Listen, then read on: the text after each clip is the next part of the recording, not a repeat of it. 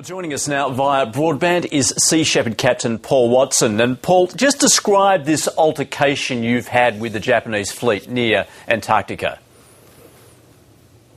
We've had numerous skirmishes with the harpoon vessels, and that involves trying to shut them down so they don't tail us so we can close in on the Nishan Maru, and they would attack us with concussion grenades, grappling hooks, bamboo spears. We'd retaliate with stink bombs and try and get in their way with ropes to slow them down.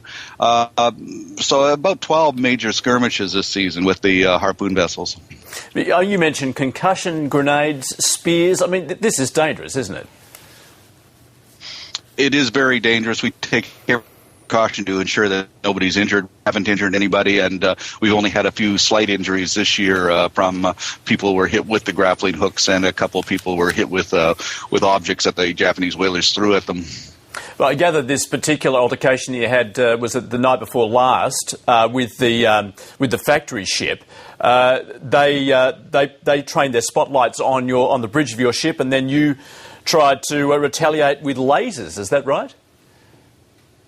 Yeah, they tried to blind us with their spotlights, and we retaliated with the small lasers.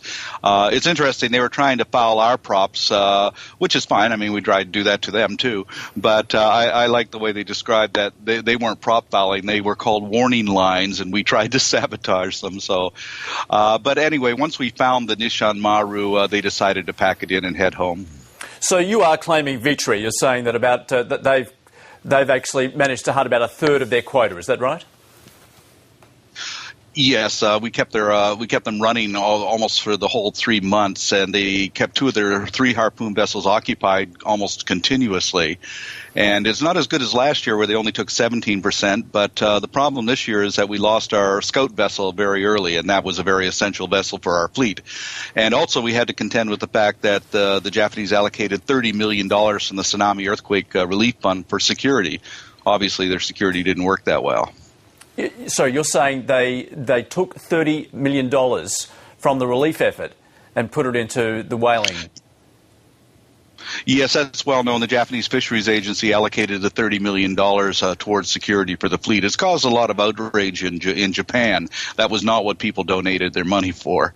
But even despite that those security measures, they also took us to court in the United States using some of that money.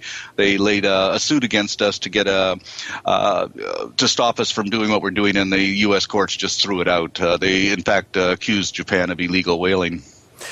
Paul Watson, what is it going to take to stop whaling, particularly in the Southern Ocean, altogether?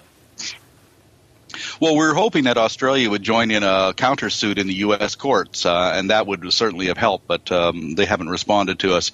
But we're countersuing in the courts. We will return next year with 4 vessels, 2 scout vessels this time in case we lose one, and I'm sure we'll do a lot better.